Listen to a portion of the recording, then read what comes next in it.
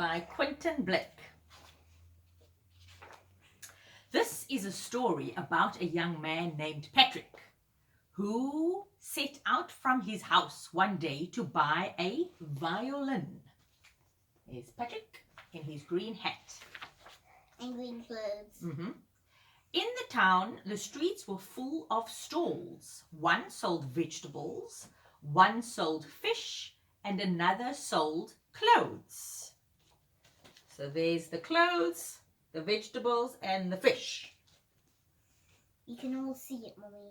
These stalls were very interesting, but Patrick did not stop until he came to the one kept by Mr. Onions. On his stall, he had a broken jug, and old lamp, a mousetrap, and all sorts of things that people did not want anymore. "Have you a violin to sell?" asked Patrick. "You're in luck," said Mr. Onions. "I have just one."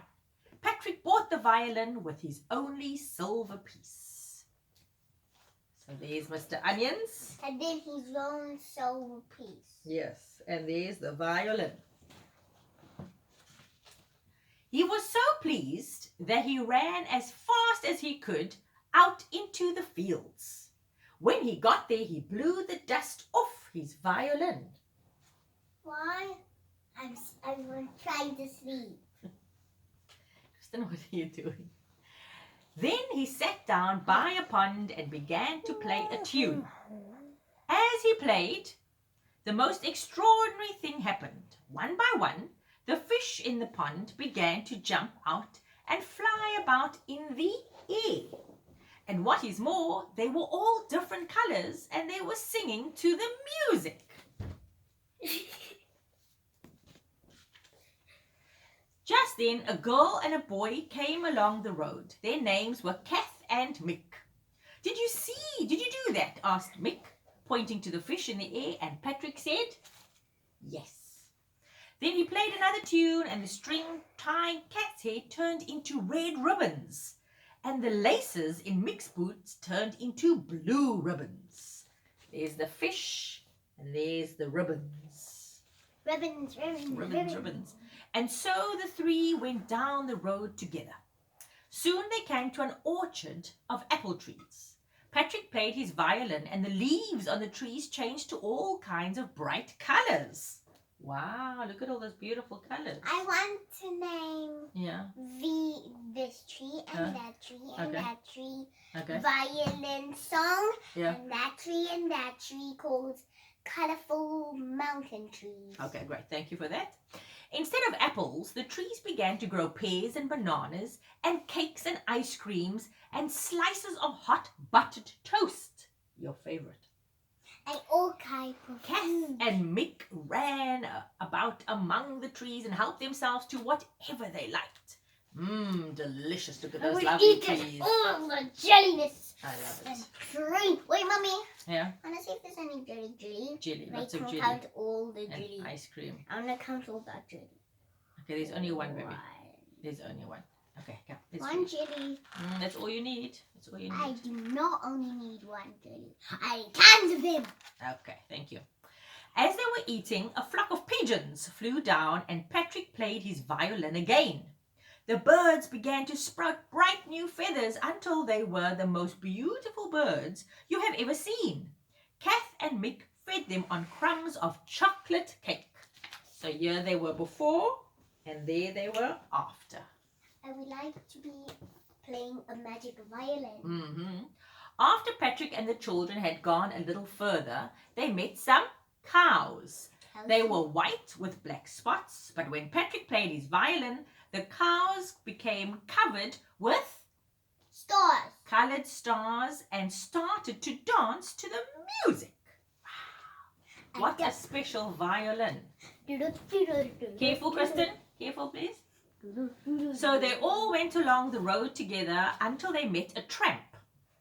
The tramp had whiskers and a hat with a broken top where his hair poked through. He was smoking a pipe, and every time he gave a puff, sparks flew out of it. "That's a lovely tune you're playing," said the tramp. "There's nothing I like better than a tune on the violin," said Patrick. So Patrick played even harder, and the sparks from the pipe of the whiskery tramp got bigger and brighter until there were showers of fireworks. Ooh, and Colourful Man. Mm-hmm. See, that's when he was old and blue. You see, that's when it was new and beautiful. Okay, perfect. Thank you, Kristen. On they went along the road. It was just like a procession. Kath and Mick with their ribbons, the fish and the birds singing, the cows dancing, the whiskery tramp puffing fireworks from his pipe, and Patrick playing on his violin. Look at that wonderful procession. I love it. Before long, they met a tinker. I wonder if her name was Tinkerbell, and his wife with a horse and cart. Look at our procession, shouted Kath. Isn't it fun? How can he enjoy it? Asked the tinker's wife. He's very thin, and I don't know what to do for him. He's got a cough and a cold and a stomach ache and a headache. We have to travel so slowly. I don't know how we'll get to town before dark. Oh dear, look at the poor man. He's so sick and thin. Oh. I wish I wasn't him. Let me play my violin and see what happens, said Patrick. So he played a tune, and you can see what happened. The tinker started to get fatter. He lost his cough, and he lost his cold, and his stomach ache, and his headache, until he was well and smiling and happy again.